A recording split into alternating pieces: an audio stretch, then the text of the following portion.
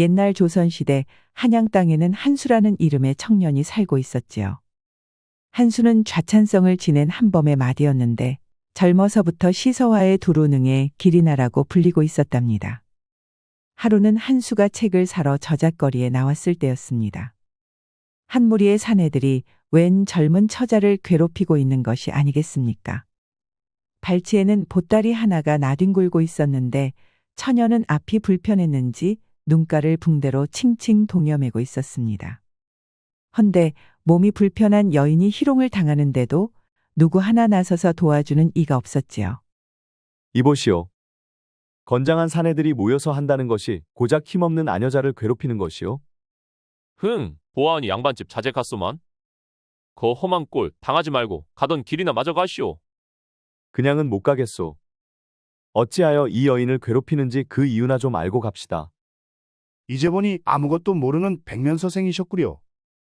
이보시오. 이 여인은 우리에게 큰 빚을 졌단 말이오. 빚이 무려 7냥이오. 7냥이 어디 작은 돈이오. 그러니 우리가 이 난리를 피우는 것이지. 무엇이? 대관절 무슨 이유로 그리 큰 빚을 진 것이오? 그건 알 바 없고 대신 빚 갚아줄 것도 아니면 이제 그만 가시오. 그러더니 사내들은 다시금 여인에게 삿대질을 하며 괴롭히는 것이었지요. 한수는 앞이 보이지 않는 처녀가 너무나도 불쌍해 보였지요. 어쩌다 그렇게 큰 빚을 졌는지 알 길이 없었지만 왈패들에게 괴롭힘을 당하는 그녀가 참으로 딱해 보였습니다. 보아하니 처녀는 어딘가 품위가 있었고 당당해 보였습니다. 아무리 뜯어봐도 도저히 왈패들에게 빚지고 살 그런 여인이 아니었지요. 그만하시오. 자, 7냥이오. 이제 되었소? 정말 7냥이구먼. 옳거니 되었다마다. 이제 보니 복덩이셨구만. 빚도 받았으니 우리는 그만 물러가겠소이다. 돈을 받아든 왈패들은 오늘은 운수대통이라면서 조아라 가버리는 것이었습니다. 그 뒤를 노려보던 한수는 왈패들이 완전히 사라지자 서둘러 처녀에게 달려갔습니다. 참으로 못된 무리들이로구. 그나저나 괜찮으시오? 다친 곳은 없고? 네, 멀쩡합니다. 니시길래 저에게 이런 친절을 베푸시나요? 전 갚아드릴 것이 아무것도 없습니다. 무릇 사대부란 옳은 일이 있다면 반드시 해야 하는 법이오. 대가를 바라고 한 일이 아니외다. 사대부셨군요. 그럼 사대부이신 선비님께 미천한 해아가 감사 인사를 올립니다. 스스로를 해와라고 밝힌 처녀는 한수에게 고맙다며 큰 절을 올리는 것이었지요. 해와의 정중한 태도에 당황한 한수는 얼떨결에 맞절을 했지요. 이러지 않으셔도 됩니다. 그런데 집이 어디시오? 내 짐을 들어드리리다. 괜찮습니다. 저 혼자서도 할 수 있습니다. 사내 대장부가 한번 시작한 일은 끝까지 해야 하는 법이오. 자, 앞장서시오. 어서 갑시다. 뻘쭘해진 한수는 보찜을 대신 짊어지고는 해와의 뒤를 따랐습니다. 해와는 지팡이를 짚으면서도 퍽바른 걸음으로 집으로 향했습니다.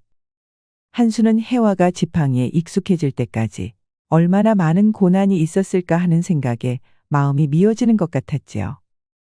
생각 같아서는 처녀를 등에 업고 집까지 데려다주고 싶었지만 사대부 체면에 어찌 함부로 여인 몸에 손을 대겠습니까? 해서 마음속으로만 안타까움을 사겨야 했지요. 그렇게 둘은 한참 만에야 도성 밖에 자리한 해와의 집에 다다랐습니다. 해와의 집은 허름한 초가집이었는데 둘이 도착하자 늙은 노인이 나와 맞이하는 것이었습니다. 보아하니 해와는 이 노인과 단 둘이서 사는 것 같았습니다. 우리 손녀를 도와주셔서 감사합니다. 아닙니다. 그럼 저는 가보겠습니다. 한수는 보찜을 툇마루에 올려두고는 다시 책을 사러 갔지요. 그런데 해화야, 저분은 누구시길래 저리도 친절한 것이냐? 모르겠습니다. 처음 보는 분인데 제가 칠수 패거리들에게 붙잡혔을 때부터 도와주셨어요. 할아버지는 왈패인 칠수의 이름이 나오자 얼굴이 일그러졌습니다. 하지만 한수가 나서서 빚까지 갚아줬다는 말에 크게 안심했답니다. 고맙고 또 감사한 분이로구나. 그나저나 참으로 잘생긴 청년이로구. 그 뒤 얼마 후 한수는 그리도 어렵다는 성균관 도기과 시험을 수석으로 통과하였지요. 내로라 하는 성균관 수재들도 혀를 내두르는 난이도였지만 당당하게 수석을 받았으니 그 실력이 만천하에 입증된 것이었습니다. 이에 돌같은 한범 대감조차 아들의 성취를 기뻐하며 술을 권할 정도였습니다. 아버지가 내린 술을 받아든 한수는 문득 눈먼 처녀 혜화의 얼굴이 떠올랐습니다. 앞이 보이지 않음에도 열심히 살아가는 그녀의 태도가 한수의 심금을 울렸던 것입니다. 지팡이의 의지에 한 발 한 발 나아가는 그녀의 모습을 상상하자 어쩐지 가슴 한켠이 애절하게 아려오는 것이었지요. 하지만 도기과를 통과한 이상 이제는 대과가 남아 있었습니다. 이번 과거 시험에는 주상께서 주관하신다고 하니 절대로 준비를 소홀히 할 수 없었지요. 해서 한수는 머리를 한번 흔들고는 오로지 공부에만 집중하기로 다짐하였답니다. 이튿날 아침 조용한 곳에서 공부에 매진하기 위해 한수는 청계산 암자를 향해 길을 나섰습니다. 이제 막 도성 성문을 지나 산길에 들어섰을 때였지요. 아니 그런데 이게 무슨 일이랍니까? 산길 한켠에 바로 그 눈먼 처녀가 쓰러져 있는 것이 아니겠습니까? 대경한 한수는 황급히 혜화에게 뛰어갔지요. 이보시오. 정신 차리시오. 어서 정신을 차려보시오. 끌어안고 흔들었지만 혜화는 깨어날 줄을 몰랐지요. 이에 한수는 지체 없이 그녀를 업고 의원을 향해 달려갔습니다. 의원은 깜짝 놀랐지만 서둘러 진맥을 보았습니다. 에잉, 쯧쯧, 이건 병이 아니오. 허기가 심해서 쓰러진 것이외다. 잘 먹이면 나을 테니 그런 줄 아시오. 그렇군요. 혹시 다른 데 이상이 있는 것은 아니지요? 없소이다. 다음부턴 의원이 아니라 식당을 찾아 데려가도록 하시오. 한수는 혜화를 데리고 의원을 나왔지요. 그리고는 곧장 주막으로 달려갔습니다. 주모, 여기 뜨끈한 국밥 하나 말아주시오. 빨리요. 허나 혜화는 수저를 들 힘조차 없었지요. 하는 수 없이 한수가 대신 수저를 들고 혜화의 입에 국밥 떠먹여줬답니다. 몇 술 받아먹은 혜화는 그제야 정신을 차렸습니다. 정신이 좀 드시오.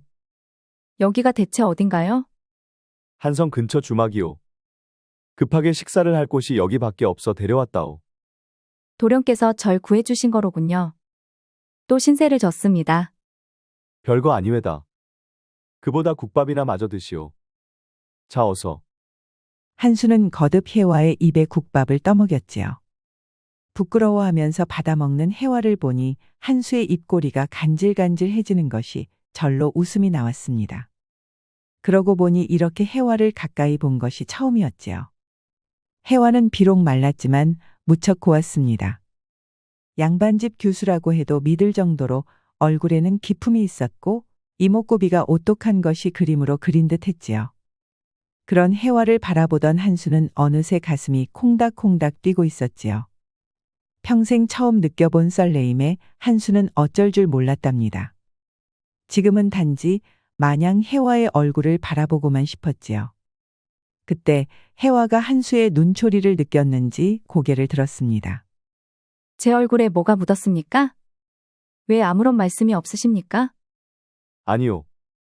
내가 잠시 딴 생각을 하고 있었소. 화들짝 놀란 한수가 손사래를 치자 혜화도 재미있다는 듯이 웃었답니다. 그게 또 얼마나 아름다운지 한수는 얼굴이 벌개지는 것 같았지요. 그렇게 알콩달콩 식사를 마친 둘은 주막을 나왔지요. 오래간만에 밥을 먹어서 힘이 난 혜화는 자기 발로 걸어갈 수 있게 되었답니다. 지팡이를 짚고 더듬더듬 걷는 혜화를 보자 한수는 또 가슴이 미어졌지요. 해서 주모에게 1년치 국밥값을 미리 건네고는 혜화와 혜화의 나이든 부친이 오면 언제든 밥을 먹게 해달라고 부탁하였답니다. 그리고 나서야 한수는 청계산 암자로 향했습니다. 그 뒤로 한수는 두문불출 꼬박 3년을 암자에서 나오지도 않고 공부에만 매진했답니다. 마침내 산을 내려온 한수는 과거 시험 중에서도 가장 큰 대과에 응시하였지요. 임금님까지 나와서 지켜보는 가운데 한수는 당당히 장원급제를 하였답니다. 아들이 대과에 급제했다는 소식에 한범대감은 기뻐서 어쩔 줄을 몰라 했지요. 동네 사람들을 모두 모아 잔치가 벌였답니다. 가족 친지들의 칭찬을 받는 가운데 어느새 한수의 마음은 또다시 해와 낭자에게 향했지요. 눈먼 처녀가 과연 잘 지내고 있을지, 행여 밥을 굶지는 않을지 자꾸만 생각이 났답니다. 그러다 보니 어느새 하루 종일 해와 처녀 생각만을 하고 있다는 것을 깨달았지요. 잊으려 해도 자꾸만 해와 낭자가 생각나는구나. 이건 분명 사랑이로구나. 내가 해와 낭자를 사랑하고 있었던 거야. 왜 진작 내 마음을 몰랐던 걸까? 더 참지 못한 한수는 해와 낭자를 향해 달려갔습니다. 가는 동안에도 한수의 가슴은 터질 듯이 두근거렸답니다. 어서 가서 이 마음을 모조리 고백하라고 말하는 것 같았지요. 한달음에 낭자의 집에 도착했지만 정작 집에는 아무도 없었습니다. 가만히 둘러보니 꽤 오랫동안 빈집이 된 것 같았지요. 놀란 한수가 동네 사람을 붙잡고 물어보니 뜻밖의 대답을 듣게 되었지요. 아니 뭐라고요? 이곳에 살던 해와 낭자가 집을 떠났다고요? 소식이 이리도 늦어서야. 그 부녀가 집에서 쫓겨난 지가 벌써 1년이요. 1년? 1년이라니. 작년쯤 칠수 패거리들이 밀린 빚을 갚으라며 집을 빼앗고 부녀는 내쫓았다오. 그 어느 선비가 7냥은 갚아줬다고 하는데 빚이 아직도 10냥이나 나아 있었다고 하더군. 그럼 부녀는 어떻게 되었습니까? 낸들 아나? 나이든 아비는 길바닥에서 객사하였다고 하는데 처자는 어떻게 되었는지 소식이 없소이다. 해화가 사라졌다니. 청천벽력 같은 말에 한수는 그 자리에서 주저앉고 말았지요. 정신을 가다듬어 보려고 해도 해화의 꽃다운 얼굴만 떠오를 뿐 도무지 진정이 되지 않았습니다. 결국 한수의 눈에서 두 줄기 눈물이 흘러내렸지요. 내가 과거 공부를 하느라 3년이나 자리를 비운 탓이다. 나란 놈은 이 얼마나 무심한 사내란 말인가. 조금만 더 해와 낭자 일에 신경을 썼더라면 일이 이렇게 되지는 않았을 텐데. 앞 못 보는 여인이 겪었을 숱한 고난에 한수는 가슴이 찢어지는 것 같았습니다. 그렇게 폐허가 돼버린 집터 앞에 앉아있던 한수는 한범대감이 보낸 사람들에 의해 집으로 모셔졌답니다. 집에 돌아온 뒤에도 한수는 혼이 나간 사람처럼 멍하니 앉아있기만을 했지요. 그러기를 열흘 가까이에서 집안 사람들이 모두 걱정이 태산 같았습니다. 마침내 넋놓고 있기를 보름째 되던 날 한수는 아버지 한범대감을 찾아갔습니다. 아버님, 이번에 조정에서 암행어사를 뽑을 때 저를 천거해 주십시오. 아니, 한양에서 편하게 지낼 관직이 수두룩한데 왜 하필 암행어사를 하겠다는 거냐? 그 험한 직위를 왜 하겠다고 나선 것이냐? 제가 뜻이 있습니다. 부디 아무 말 마시고 제 청을 좀 들어주십시오. 내가 무슨 연유로 그러는지는 모르겠으나 산성장처럼 지내는 꼴을 보느니 차라리 그게 낫겠다는 생각이 든다. 알겠다. 내 주상께 청을 드려보마. 한범대감은 아들이 고데기로 소문난 암행어사를 하겠다는 말에 걱정했지만 하는 수 없이 들어주고 말았지요. 그리하여 한수는 주상의 교지를 받고 암행어사가 되었지요. 이후로 한수는 조선 팔도를 돌며 암행어사로 명성을 떨쳤습니다. 부패한 관리, 백성을 괴롭히는 벼슬아치들은 모조리 암행어사 한수의 손에 큰 벌을 받았답니다. 그러다 보니 어느새 한수가 나타났다는 소문만으로도 탐관오리들은 벌벌 떨었답니다. 허나 정작 한수는 조선 어디서도 해와의 소문을 찾을 수 없었지요. 그래도 한수는 눈먼 처녀의 행방을 수소문하기를 결코 멈추지 않았답니다. 그러던 어느 날 한수가 부패한 사또가 있다는 소식을 듣고 원주로 향했을 때였습니다. 한수는 고을 이곳저곳을 기웃거리며 수사를 하고 있었지요. 마침 오늘이 사또의 생일이라 관아에서 성대하게 잔치가 열릴 예정이었습니다. 한수가 지켜보니 산더미 같은 고기에 술에 듣도 보도 못한 귀한 음식들이 줄줄이 관아로 들어가는 것이었습니다. 그뿐입니까? 이번에는 화려하게 꽃단장을 한 기생들이 속속 관아에 모여드는 것이 아니겠습니까? 그 화려함에 백성들이 잔치 준비를 하느라 얼마나 고통을 겪었을지 뻔히 보일 정도였지요. 얼마 지나지 않아 화려한 가마들이 관아로 모여드는 것이 아니겠습니까? 필시 주변 권력자들이 모두 사또의 생일을 맞아 나타난 것이었습니다. 한수는 혀를 끌끌 찼습니다. 고을 수령이라는 작자가 백성을 돌볼 생각은 안 하고 잔치 벌일 궁리만 하였구나. 한편 잔치 수발을 들 안악들이 관아 뒤로 모여들고 있었지요. 이들은 음식을 만들고 술상을 차리고 관아 안팎을 쓸고 닦을 인원들이었습니다. 그런데 그 중에 웬 눈가리개를 한 여인이 섞여 있는 것이 아니겠습니까? 한수는 눈이 번쩍 뜨이는 것 같았지요. 그런데 옆에 우락부락한 안악이 일에 방해된다며 눈가리개를 한 여인을 팍 밀치는 것이었지요. 여인은 힘이 없는지 저만치 나가 떨어졌답니다. 한수는 가슴이 찢어지는 것 같았지요. 얼른 뛰어가서 쓰러진 여인을 부축하는데 아니 이게 무슨 일이랍니까? 이 눈먼 여인이야말로 바로 꿈에 그리던 해와 낭자였던 것입니다. 서둘러 해와를 부축하는데 세상에 몸무게가 깃털처럼 가벼운 것이 아니겠습니까? 얼마나 고생을 했을지 생각하려니 눈물이 앞을 가렸지요. 해서 한수는 해와를 끌어안고 엉엉 울고 말았지요. 한수는 가슴이 너무 아팠지만 또 한편으로는 살아준 해와가 너무나도 고마웠답니다. 그렇게 실컷 울었는데 해와는 천천히 손을 들어 한수의 뺨에 대었지요. 누구신지 기억이 납니다. 전에 절 도와준 선비님 아니십니까? 고생 많았소. 내가 낭자를 얼마나 찾았는지 아시오? 사실 해와는 얼떨떨했답니다. 한수에게 도움을 받아 고마운 기억은 있습니다만 도대체 왜 자기를 찾았는지는 알 수가 없었지요. 그래도 자기를 끌어안고 우는 한수를 보니 반갑기 그지없었답니다. 선비님께서 절 어쩐 일로 찾으시는지는 모르나 저는 오늘 할 일이 있습니다. 잔치집 설거지 일을 맡았으니 더 늦다간 불호령을 듣고 맙니다. 해와의 말에 한수는 자기가 원주에 온 이유를 기억했습니다. 벌떡 일어난 한수는 잔치가 벌어지는 관아의 마당 한복판으로 향했지요. 아니, 저 비렁뱅이는 또 뭐야? 좋은 잔칫날에 애인 재수가 없으려니까. 여봐라, 당장 저 비렁뱅이를 쫓아내라. 사또가 귀한 사람들을 모아놓고 벌인 잔치에 웬 남노한 사내가 나타나자 여기저기서 고함 소리가 터져나왔습니다. 하지만 한수는 들은 척도 하지 않았지요. 잠자코 서 있던 한수는 갑자기 소매자락에서 무언가를 번쩍하고 꺼내드는 것이 아니겠습니까? 바로 마패였습니다. 암행어사 출도야. 여봐라, 당장 저 탐관오리들과 부패한 자들을 모조리 오게 가두어라. 잔치는 한순간에 아수라장이 되었지요. 한수가 벼락처럼 외치니 사방에서 호위무사들이 들이닥쳤지요. 이들은 잔치상을 뒤엎고는 사방팔방으로 달아나는 관리들을 모조리 잡아들였답니다. 네, 이놈들. 너희 죄를 너희도 알렸다. 방금까지만 해도 거만하게 호령하던 자들이 모조리 암행어사 앞에 무릎 꿇려졌습니다.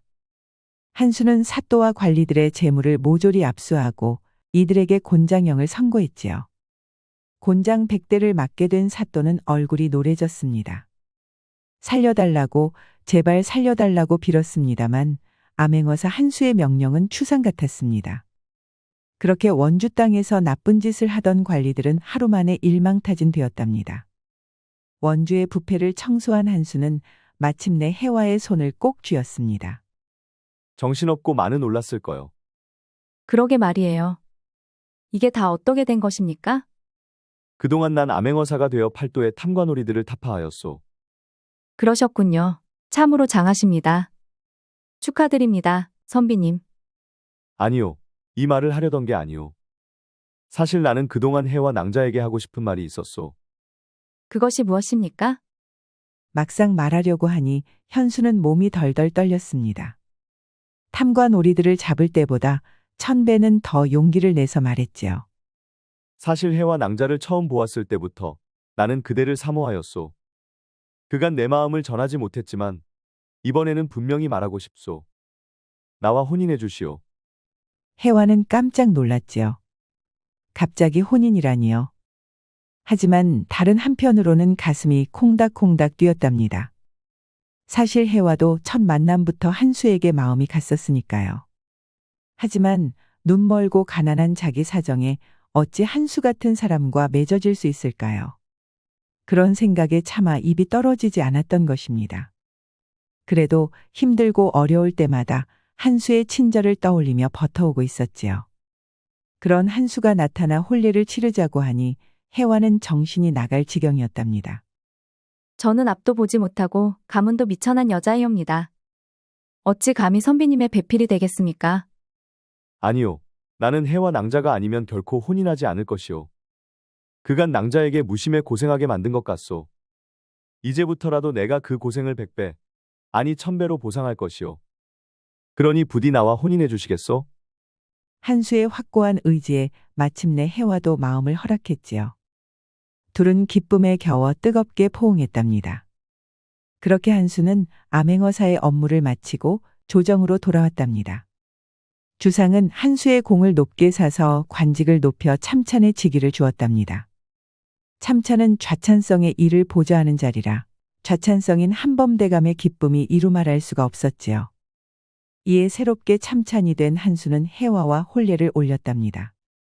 한양 양반가에서는 한수가 눈먼 여인과 맺어진다는 말에 깜짝 놀랐습니다만 두 사람의 지고지순한 사랑이 알려지면서 모두가 한뜻으로 축복해 주었지요.